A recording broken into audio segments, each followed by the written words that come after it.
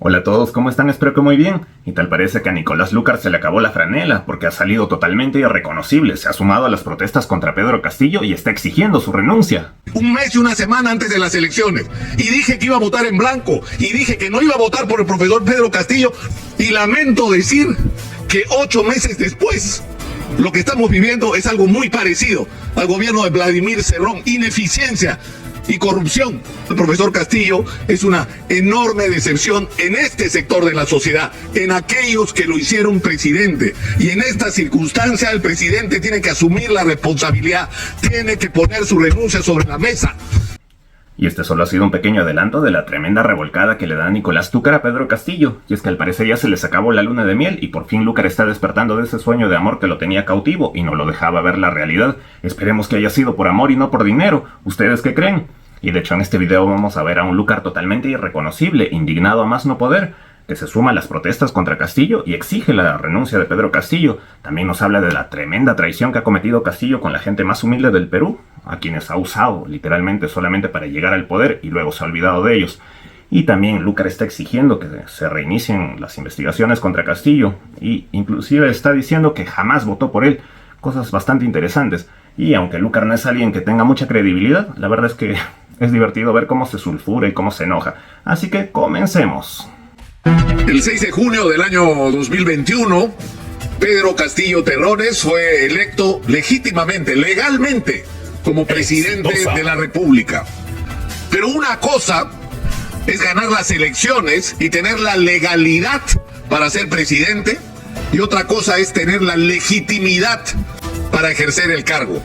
Y esa legitimidad no se la da solamente un Congreso de la República tan o más desacreditado como el presidente de la República, sino la legitimidad la da la sociedad, la dan los ciudadanos con su confianza y con su respaldo. Y es eso lo que ha perdido el profesor Pedro Castillo.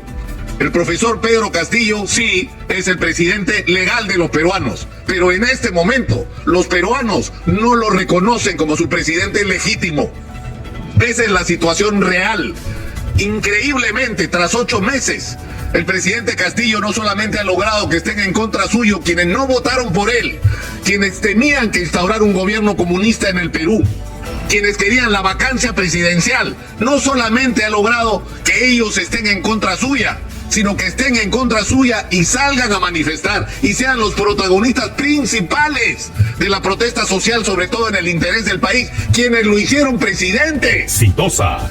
Quienes votaron por Pedro Castillo, hoy no lo quieren más en Palacio de Gobierno porque se decepcionaron de un gobierno que comenzó hablando de una asamblea constituyente sin entender que, si bien es cierto, y eso es mi opinión personal, nuestra actual constitución es un mamarracho, pero que es un mamarracho que hay que respetar porque es nuestra constitución y que requiere profundos cambios. Esos cambios tienen que expresar el consenso de la inmensa mayoría de peruanos. Tienen que ser las reglas de juego que todos aceptemos como válidas, que no sea un instrumento como el año 93 para imponer la ideología de un sector sobre toda la sociedad, sino que resuma lo que nos une, no lo que nos separa, lo que son nuestros objetivos comunes. Y obviamente no estamos en condiciones de enfrentar esa discusión hoy, y lo dijimos nosotros desde el comienzo.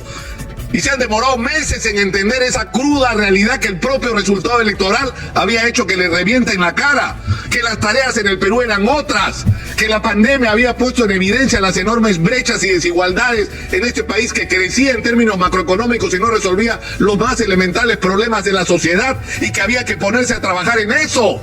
Y que había que trazar objetivos para aprovechar un momento en que el precio de los minerales se disparaba en el mundo y nuestros productos de agroexportación se ponían de moda en todo el planeta, para aprovechar esa circunstancia y generar la mayor cantidad de recursos y administrarlos con honestidad para cumplir todas las tareas en educación, salud, infraestructura, progreso y futuro para los peruanos. Y no es eso lo que hemos tenido.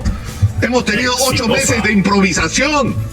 Hemos tenido 8 meses por precisamente esa falta de horizonte, de tomar medidas al tuntún, de reaccionar a las circunstancias, de no tener un plan.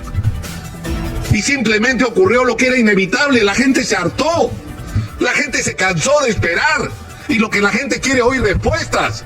Y estamos en una situación sumamente compleja porque el hartazgo de los ciudadanos no es solo contra el presidente, sino es contra un Congreso de la República que simplemente ha dado vergüenza en los momentos más críticos, en estos días críticos. El espectáculo que nos ha dado el Congreso de la República ha sido una repetición de lo que hemos vivido todos estos meses. Aunque parezca mentira, el Congreso de la República supera en desaprobación al propio presidente. Y lo que pide la gente es que se vayan todos. Y dirán, ya, pero constitucionalmente no es posible. Bueno, habrá que cambiar la Constitución, pues, en trámites expeditivos que son posibles, en legislaturas extraordinarias que permitan en un plazo muy corto establecer cuáles son los mecanismos para que ocurra eso que la inmensa mayoría de peruanos quiere, que es una renovación de la clase dirigente. Pero esa renovación no va a poder ocurrir si no cambiamos las reglas de juego sobre lo que son los partidos políticos, que son simples clubes electorales. Organizaciones que se construyen alrededor de la voluntad de una persona de llegar a la presidencia de la República en el mejor de los casos. Y que lamentablemente en no pocos casos se han convertido simplemente en organizaciones criminales de gente que se junta para llegar al poder y robar todo lo que pueda cuando estén en él. Estamos en una circunstancia crítica de la República. Y es urgente que se convoque no solo al Consejo de Estado, como demanda Elvia Barrios, presidenta del Poder Judicial, sino el Acuerdo Nacional, que es un espacio amplio para llevar esta discusión. ¿Cómo vamos a salir de esta crisis política donde el país está reclamando que se vayan todos? Buscar las fórmulas que van a tener que requerir imaginación y propuestas de soluciones transitorias. Y una de ellas es la constitución de un gabinete como el que el país necesita. No un gabinete de componendas. Yo te doy un ministerio y tú votas en contra de la vacancia. No, señor. No. Necesitamos un gabinete donde el Ministerio de Energía hay que poner a alguien que sea capaz de traer la mayor cantidad de inversión minera al Perú. Porque esa es nuestra caja. Con los recursos que vengan de ahí podemos darnos el lujo de eliminar los impuestos que nos dé la gana. Porque va a entrar y está entrando tanto dinero que podemos hacerlo, pero para eso necesitamos a las personas adecuadas. No necesitamos más componendas en la construcción del gobierno. Y lo mismo hay que hacer en agricultura. Y lo mismo hay que hacer en transporte. Y lo mismo hay que hacer en todos los sectores. Un gabinete de técnicos que le dé confianza a los ciudadanos en que las tareas urgentes se van a cumplir y que se va a actuar con responsabilidad. Y finalmente, el tema de la honestidad. El 30 de abril, para los que tienen mala memoria, yo dije que iba a votar en blanco, la única vez que hablé sobre lo que iba a ser mi posición personal sobre estas elecciones, porque yo creo que los periodistas no tenemos derecho a usar nuestros espacios para imponer nuestros propios puntos de vista a la sociedad. Nosotros tenemos la obligación de ser instrumentos para que la sociedad se informe y decida bien informada sobre lo que mejor le parezca.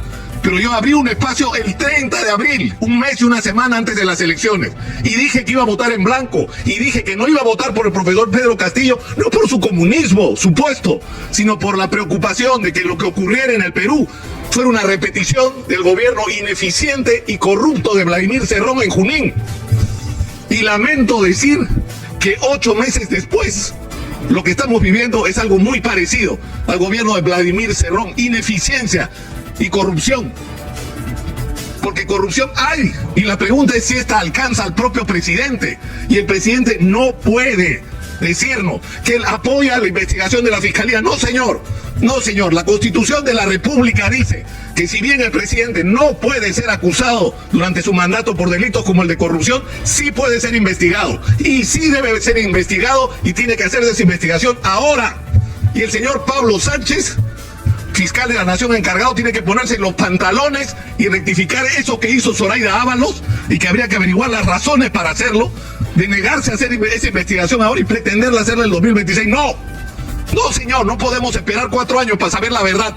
O sea, no nos van a decir dentro de 4 años que sí, pues el profesor Castillo estaba metido en el uso irregular del poder para otorgar contrataciones, para hacer ascensos o para los nombramientos. Necesitamos esa verdad ahora, no dentro de 4 años.